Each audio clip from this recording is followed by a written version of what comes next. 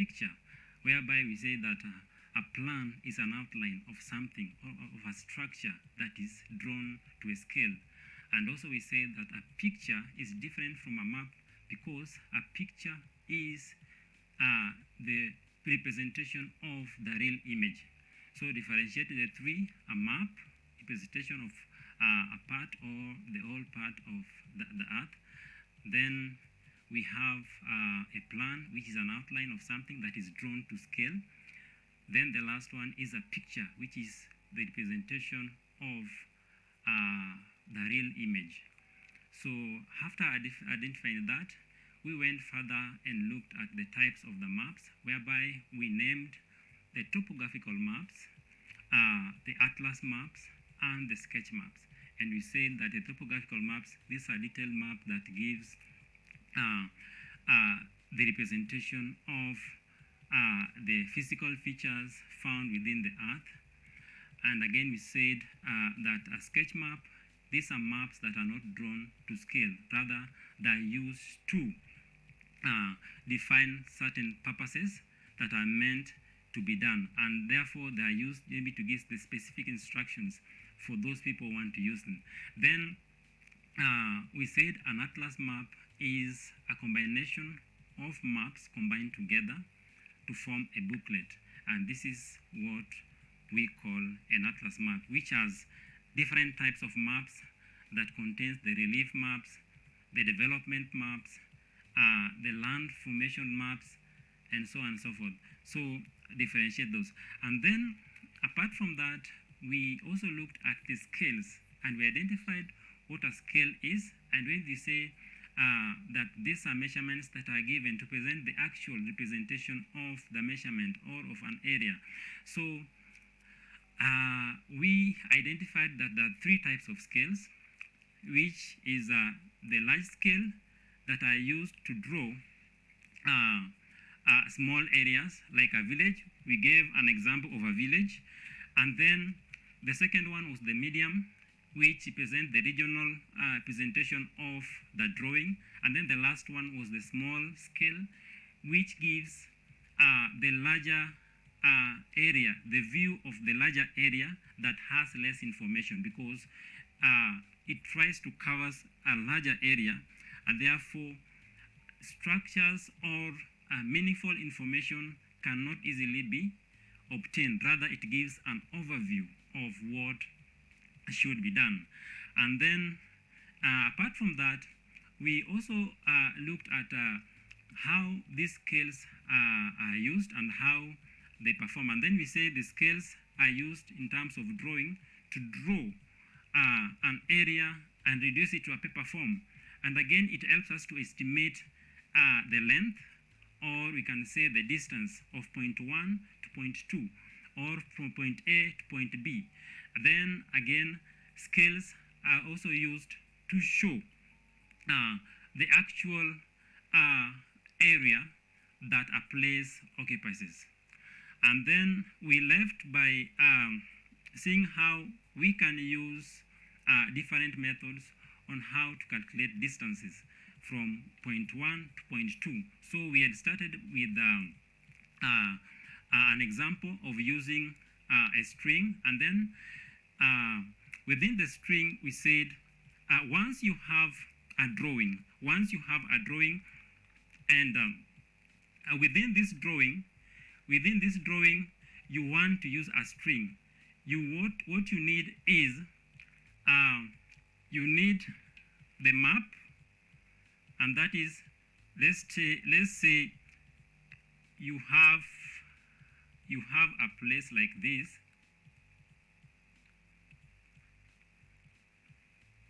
You have a place, let's say you have a place that you want to use in terms of estimating the distance. So let's say you want to estimate point A to point B. So when you want to use to estimate a point from point A, say to point B, and you have your line like that, you want to know the distance. So what you need to do is, if this is your string, you just have to stretch it from here and then you take it straight to where your B is, to point B. Then mark the points. Mark where B ends and where A starts. Then take it down to your linear scale that has been provided down there, which has numbers. So you'll have to measure this string, and then it will give you the actual distance of what you should do. So it's very, very important to know that when measuring point A to B using a string, you have to mark the starting point and the end point. So that is very, very important, and that is used within the scales. And then we went further and explained why these scales are used. The scales are used to express the actual position of the place. So it's very, very important to note that whenever you want to use a scale, you have to know which units are you using, especially when dealing with places of unknown distance, of unknown length. So it's very, very important to know that. Now, for us to do this, we say that scales are presented in different forms. So there's one, we say the statement scales, which uses the words. You express the scales in terms of words. And then the second one was the representative fraction, where you use fractions to represent. And that's when we said you use numbers, but you use the word denotation too, which is one. We said, for example, we said that the large scales uses between 1 to 100,000, 1 to 100,000. So, and this is how we say we present it, 1 to 1,000. When you're dealing with 1 to 100,000, this is one. Then the notion of 2, and then you say 1,000. So 1 represent 1,000. So when you use that type of scale is known as, this type of scale is known as the representative fraction, RF. And then the other one, we said, instead of writing this into the representative fraction, you can change it into the statements fraction, in which you require to write it in words. You said 1 represent 1,000, 1 represent 1,000. And then this is the actual scale that can now be used to calculate the differences.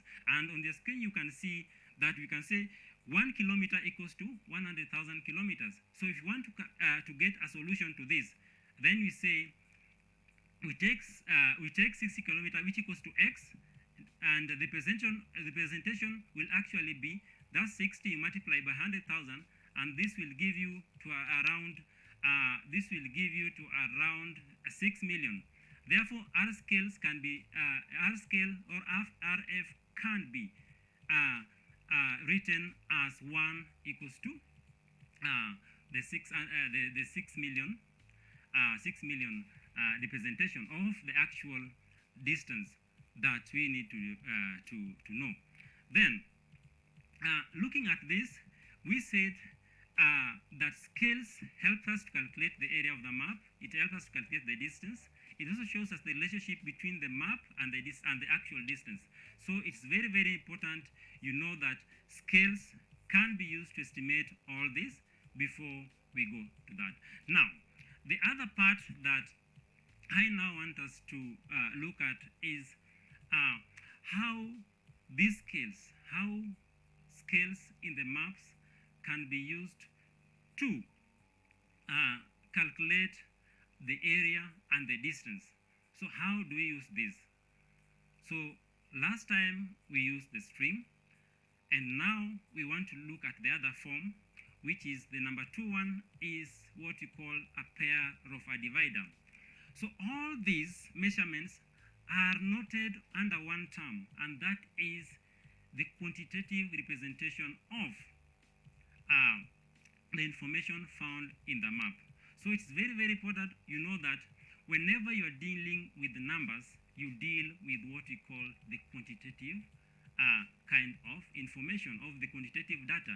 But when you're dealing with words, that is the qualitative type of information. So for us, because we now want to deal with numbers, we'll now take it to the quantitative, and that's why we say the measurement, and then we look at the area. So when looking at the measuring the distance, we've already shown how we can use the string where you measure from point 1 to point 2, or point A to point B, and that has given us the leeway of doing it. Then the second one we should look at is a pair of divider. So in a pair of divider, all of you, when you join Form 1, you are normally told to report with a set. With this set, there's a pair of divider. So a divider is something that looks like this. It looks like this, the one drawn on the screen, and then it is flexible because it has a lever here that helps it to rotate, and you can put or you can measure an extent that you want. If you want to stretch it there or stretch it there, it can all give you the measurement. So once you've measured, let's say this is another point A and this is point B. You want to measure from point A to point B using a pair of divider. You take these measurements the way it is without interfering with the lever there, and then you transfer it to what we call the linear scale down there of your map. So the linear scales has numbering, that's 2, 3, 4. Then you pick your pair of divider. If it is here, then you measure from the starting point, which is point 1, if it stretches up to point 3, and that will be the distance that you are given. So it is this distance that you use the scale that you've been given to convert it to the actual distance of a place that you have been given. And I've told you how to calculate the distance and how to convert it, because you'll have to know that how if you're using centimeters, how many centimeters can be equal to a kilometer? How many meters can be equal to a kilometer? So it's very, very important to note this. So we can use a pair of divider, and it's an easy one you can draw, but this uses what we call the straight lines. It's very, very important to know that a pair of dividers applies to areas that are straight. So if you have a place, for example, let's say you have, this is another line. This is your line, which has meanders.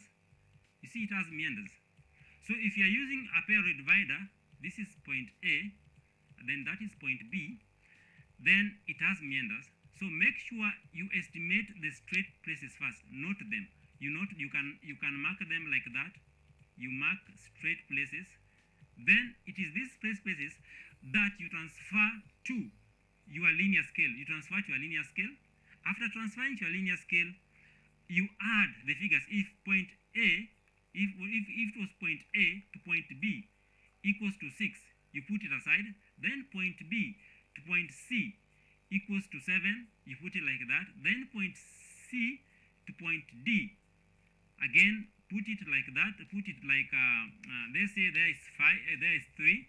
Then you add them all. So you add point A to point B plus point B to point C plus point C to point D. Then this will give you what you call 6 plus 7, which is 13, plus 3, which is equals to 16. So it is this 16 that you convert to the actual figure. Then the last one is the use of this one, the a piece of a strip paper. So normally if you want to use a piece of paper, make sure that it is in a straight line.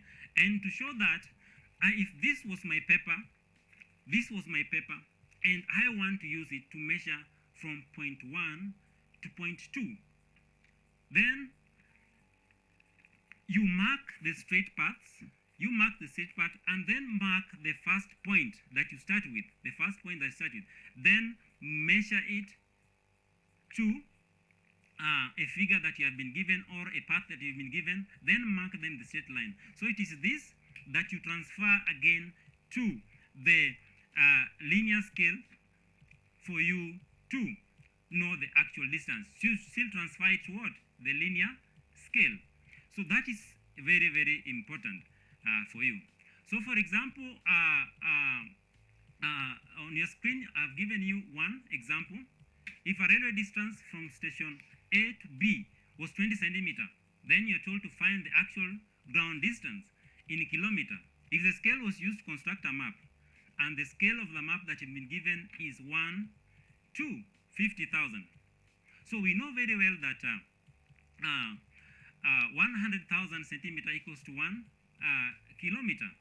So what we say is that if a scale of 1 to 50,000 has been given, then you say 100,000 equals to 1 kilometer. So what you do is that you take a kilometer, then you multiply. You take a kilometer, then here, then you multiply by 50 centimeter, which gives you half a kilometer. So it is this half a kilometer that you convert it. Once you convert, then you realize that 20 centimeter gives you what you call 10 kilometer. So 10 kilometer is the actual ground distance, or actually it is the length of the railway. So it is this 20 centimeter which represent 10 kilometer once it is converted. So if you are running from point A to point B in that railway station, what you do is that you are running at a distance of 10 kilometer, which is represented by 20 centimeter. So make sure that that is very, very important for you to know when dealing with scales. Now, this brings us to another area, which is the calculating the area of a map. How do you calculate an area of a map? How do you know that this is the actual distance or the actual area of our school? How do we do this? Because our school has just been reduced to a small paper. So how do we calculate and know that this is the actual school of ours? Somebody may say, our school is too small because it is on a paper, it has been drawn in a book. It is like that because this kind of papers, or if you're even dealing with a plan, they are reduced to a scale. But in real sense, they represent the actual area or the actual distance of a place. So don't ever say that our school is small because it has been drawn on a small piece of paper. No, it is the scale that has been used to reduce it. And remember, we said you can use the large scale if you want to know so many things, or you want to study a lot of things that have been studied in an area. You use the large scale because this gives us a bigger view of what we want to see. If in terms of the infrastructure, we'll see these are the road networks. If it is in terms of the schools or the structure or development, we'll know that it is here and here and here. And that's why we say the large scale are normally used at a village level. It's not necessarily a village, but it's a small area, just to present a small area. And then when we are not interested, but we want to do the overview of the area, we'll use the small scale. The small scale will cover a bigger area, but with less visibilities of the material. So we'll only have a general view of how the area looks like. So calculating an area of a map or an area of a place. So there are different methods that are used for calculating an area. And when dealing with this, you are required to borrow from the mathematical formula in calculating the area. And the main ones that we are going to use here are the notable figures that most of you are aware of: the use of the squares, the use of the circumference, and the use of the triangles, and even the rectangles in calculating these. So number one, we can use the shapes. The shapes are the ones that I've named, the squares. You can use the triangles and the rectangles. Or to some extent, you can even use the circles, and the circles you multiply by using the mathematical formulas that are given. So that is the first thing that we are going to look at. So what is an area? In the first place, we should define what an area is. An area refers to the bigness or the smallness of an area on the Earth's surface. So whether a place is small or it is big, it represents what we call an area or a surface area. And this can be presented normally in a geographical angle, the topographical maps consideration, and the area of a place that is either regular or irregular. So there are places that are, because most places that we have are not straight as such, but they are normally irregular in terms of the shapes. So this brings us to the fundamental way of noting how these irregular places, or how the areas of these irregular places can be calculated. So note that when dealing with an area, we must know first, why are we studying the map? Why do we have the map reading? Why do we have the scale? And why do we have the contours? So be at a point that you are able to establish that this kind of a map is stated to serve these particular purposes. If you have maps that deal with the one that deals with the development, you focus on the development. If you have one that deals with the land formations, we look at that. And if you also want the ones that helps us to define or to know the location of places, then we have to define the correct map for usage. So it's very, very important to know that. Now, dealing with shapes which are irregular, we always use what we call the squares, the triangles. We can use the squares, the triangles, and also the rectangles. And you know very well that when we are dealing with squares, the mathematical formula of finding an area when dealing with a square is side times side, or it can be length times length. Sometimes you say that this kind of a figure or a structure has equal sides. The length of each side is equal, and therefore we can even say we calculate side by side, S times S, to get the area. And then when we are dealing with the rectangle, it is length times width. It is length times width. So when you are dealing with, let's say, this is our square. This is our square. Assume that all the sides are equal. So this is side and this is side. So it is S times S. That is a square. But when you are dealing with a rectangle, where the length is longer than the width, that is our rectangle. That is our rectangle. So this is length, this is width. So the formula for it is length times width. And then we have triangle. We have triangle. We have triangle. So when you are calculating an area of a triangle, we always use what we call a half base times height. Is a half BH. So that is the formula for finding these figures. So this will bring us to an area whereby we want to use or we want to calculate an area of regular shape. So when you're using a regular shape, for example, when you want to calculate a football pitch, and then you say a football pitch looks like this, you want to know the area of a football pitch. we know that this side is 100 meters, then by 50 meters.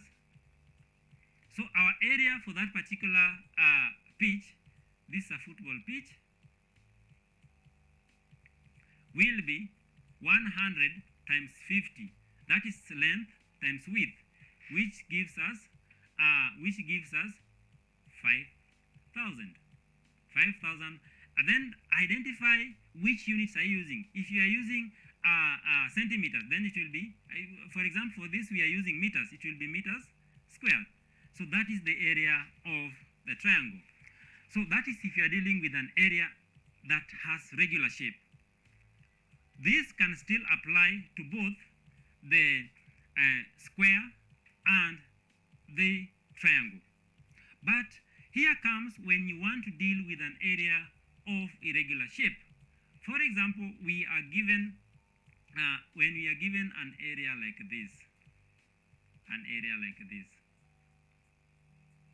how do we do it? So these are areas that can sometimes they have what you call indefinite shapes, and some of them can be even an area of, let's say, a lake or a farm. It can be a mountain. So when dealing with these areas, we have to use different methods. So there are three methods that are used. One is a square method. And then there's a strip method. So when dealing with a square method, you first do what we call square methods, whereby you identify the areas. Let's say if this is our map, that goes like this. Then these are squares. That have been drawn. In your map, you'll realize that there are such lines that runs from north to south and from east to west. So when dealing with squares on a map, and a map has been divided into the squares, that's what we call the grid squares. These are grid squares. So what you normally need to do is you count the number of squares. And for our case, we have here 1. You count the full squares first, which is 1, 2, 3, 4, 5, 6. So we have 6 full squares, and then we have 6 full squares, and then you count the half ones. And here we have 1, 2, 3, 4, 5, 6, 7, 8, 9, 10, 11, 12, 13. So we have 13 half full. Squares. So what you normally required, once you've calculated you have 6, in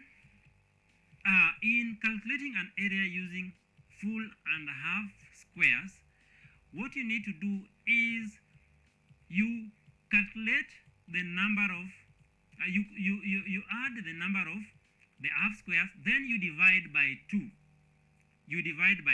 So when we divide 13 by 2, that equals to 7. So we have 6 and 7. You add the 2. 6 plus 7, which brings you to 13. So in these grid squares, if we say that each square equals to 1 kilometer by 1 kilometer. 1 kilometer by 1 kilometer.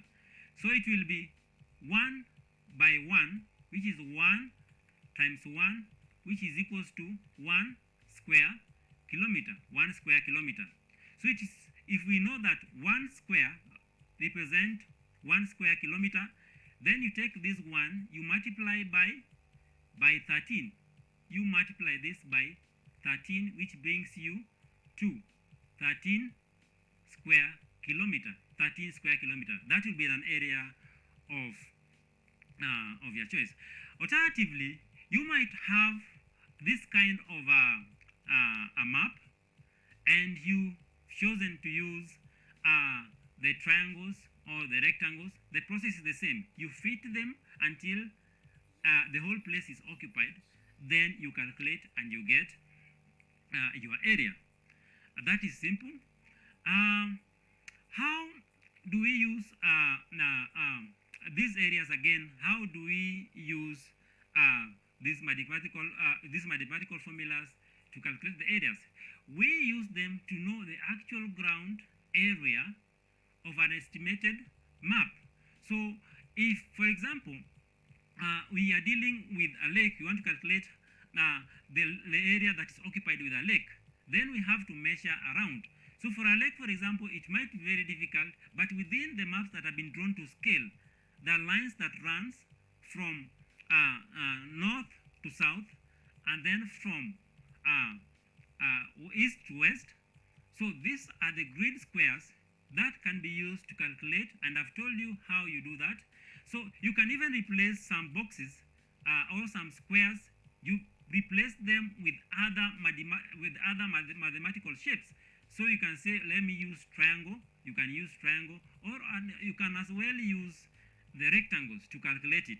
So it's very, very accurate when you use that. And again, remember, when dealing with the grid squares, you count the number of squares which are full. Then after you have counted, put them aside, the full squares. As in our case, we've counted 6 full squares. Then take the remaining squares, which are half, count them all. After counting, divide them by 2. Divide them by 2. Then that will give you to 7 full squares. Actually, it should be 7.5 full squares, right? And then when you add 6 plus 7.5 brings you 13.5. Then know the scale that has been used in each grid. If each square represents 1 kilometer, or you can say 100 meters by 100 meters, then you calculate 100 times 100, which brings you to 100 times 100, which brings you to 100,000. So it is very, very important to know that. So when you are dealing with 100 times 100, that will be 10,000. That will be 10,000. So it is this 10,000 that you convert to the right scale that has been given. So for our case, we are using meters. Here is a meter. Here is a meter. So this brings us to 100,000 meters square. So that is the actual area of that square. So take this 100 square meters, then multiply with the number of the squares that are been counted. That is after even dividing the half counted squares by 2 to give you 7.5. Then multiply by, so you multiply 13.5 times 100,000, and then it gives you the area of the actual place. Now, having looking at that, how we can calculate the distance from point A to point B, we now want to focus on another area, which is how do we locate places on a map? How do we locate places in a map? How do we locate places in your map? Let's give this context. Maybe, let's say if you're in Mombasa and you want to travel to Nairobi, and then you'll go to a bus station, or you go to an airport, or you can as well say, since I'm strong enough and my family or my forefathers used to walk from Mombasa to Nairobi, then you'll be tempted to know that by mentioning Nairobi or by mentioning Mombasa, you already know the place that you're going. and that is one method of identifying a place. We identify places by use of names. You want to go to Nairobi, you say it is Nairobi. You go to a bus stop and then tell me I want to go to Nairobi. They say pay, we'll take you there because you know the place.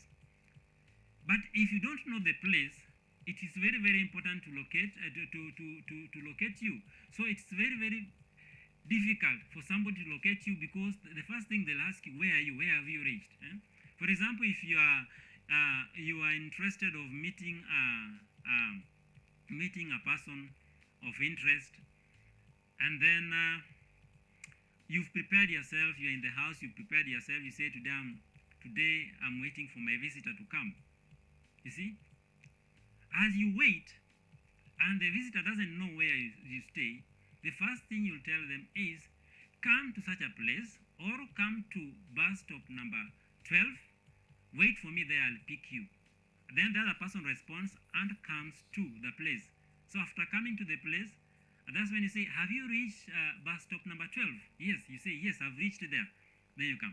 So the moment you go there and you don't find that person, we'll say that the communication has not been successful because the person who was coming did not successfully identify stage 12.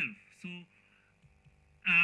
place names are very, very important to know. Even in colleges, in school, you know that this is the staff room.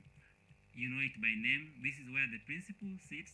This is where the latrines are. This is where the field are. So we identify places by using names. So that is important. Then there's another one that is used for identifying places. That is grid reference, and we'll know how the grid references work. The third one is using bearing and compass direction. In every map that you see, you'll always see a compass drawn down there. And this is to show you a compass is normally drawn like this. This is our compass. Sometimes they can just draw and then they put N up to show where the north is. Sometimes it is drawn in full, like this, and then you know where the east is, where west is, and where south is. And in the middle, we know the subdivision that makes it up to 16. If it's northeast, if it is southeast, if it is southwest, okay? If you're dealing with northeast, you're dealing with southeast, southwest, and then you are dealing with northwest. So you identify this one by using the compass direction, and we'll come to explanation of how it works. And then the last one is the use of the latitudes and the longitudes. The use of the latitudes and the longitudes. So to locate a place, we use different measures or different methods in identifying these places from one point to another. And that's why we say that when we are using a place names, we identify these places by knowing the place. So, and I've given you an example, going to Nairobi or going to Nyeri, or you want to go to Northeastern, or you say, no, today I want to visit my neighbors in Somali. You already know the place. So it's upon you to identify the specific place by name. And that's how it works. Now we want to look at the second segment, the segment whereby we use the grid reference. How do we use the grid reference? So the grid reference is a network of vertical lines and horizontal lines on a map. In every map, there are these lines that have been drawn running longitudinally and latitudinally. So there are these lines, and these lines gives us the numbers. So when dealing with the grid references, there are two types of the grid references. There are 4-figure grid reference and 6-figure grid reference. So it is very important to note that the grid references are lines that have been drawn that runs from one side to another. So the lines that runs from the bottom to the top are called the northings. The lines that runs from, let's have a drawing here. This is our drawing. This is our drawing. Let's say this is our square, that we have one square, and this square has numbers. Let's say here 1, 2, 3, and then here we also have let's say 1, 2, 3. So that is our square. And we've said that these lines, generally these are just lines that run all over our map. If you have our map, they run from east to west and from north to south. So the numbers that increases from the west side to the east are called the eastings.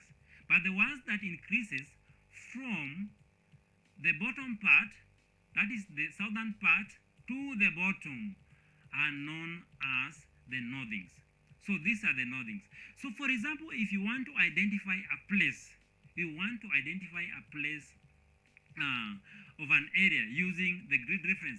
Let's say we want to start by using the 4-figure grid reference. So this one are normally in 2 figures. Let's say that is 11, 12, 13. Then here we have 11, 12, 13. So that is it. And we want to identify a place. Let's say these are other divisions. That is another divisions that are there. So we have the northings and the eastings that are there. So we want to identify point C. That is our point C. We want to identify it using the grid reference. So remember, the first figure you must use first. The first figure you must use, or the first connection number that you must write is you start with what you call the eastings. The eastings are, I've said, these are the figures that increases from the western part, from the left to right. From left to right, the increases. So these are the eastings. So we first start with the eastings. So we have point C, and we have point C here. We want to identify it by using grid reference. So what you do is that you first write the eastings, which is, if you look at this where the box starts, it correlates with 12. You first write 12, and again you look at the northings. The northings are the numbers that increases from the bottom part to the upper part. So these are the northings. Then you take the northings. Where are the northings here? You say there is 11, 12. Then we have 12 because this 12 represents this box. So you say here is also 12. And then you say the mean is up there. You write the means. So this one, the location of this place of point C, you say location of point C will be equals to 12, 12, and that is the location. So that is a 4-figure grid reference. That is a 4-figure grid reference. Now, when dealing with the 6-figure grid reference,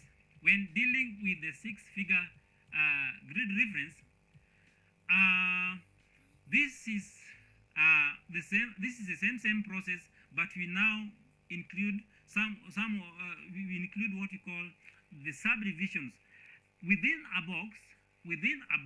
Let's work another example. This one is 4-figure grid reference.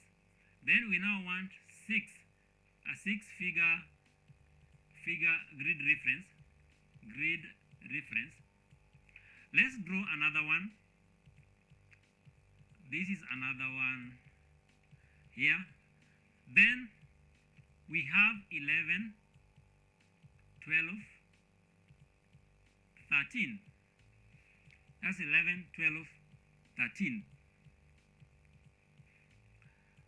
Here again we have 11, 12, 13. These are the eastings, these are the northings. So within the mark of the measurement, that is the numbers between 11 and 12, or 11 and 12, there are other divisions. We call them the divisions that have been divided into tenths. So these tenths, in between 13 and 12, there are other divisions, other measurements here. Call them the tenths. So within this grid reference, these ones, the small markings have numbers. Let's say if the tenths, let's say they have tenths of 1, 2, 3, 4, maybe up to 10. Here again, 1, 2, 3, 4, 5, 6, up to 10.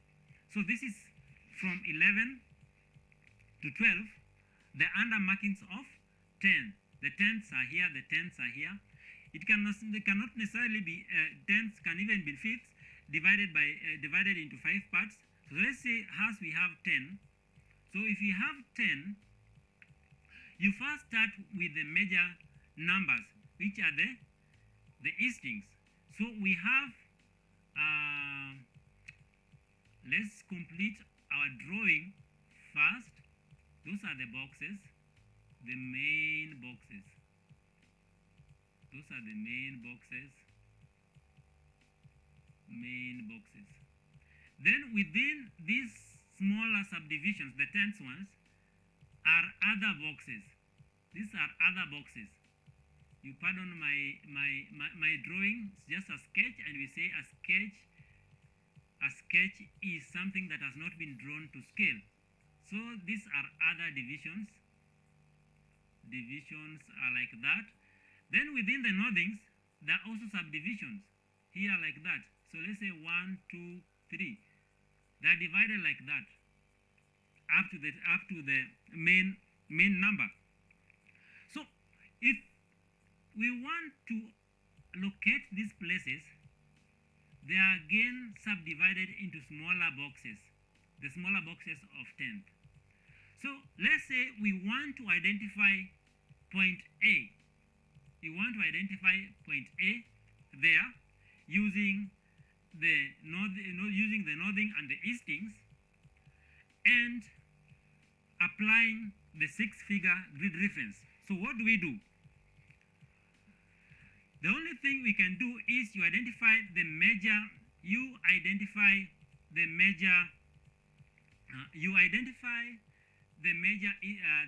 numbers, which is the easting. So if it's point B, we can see already.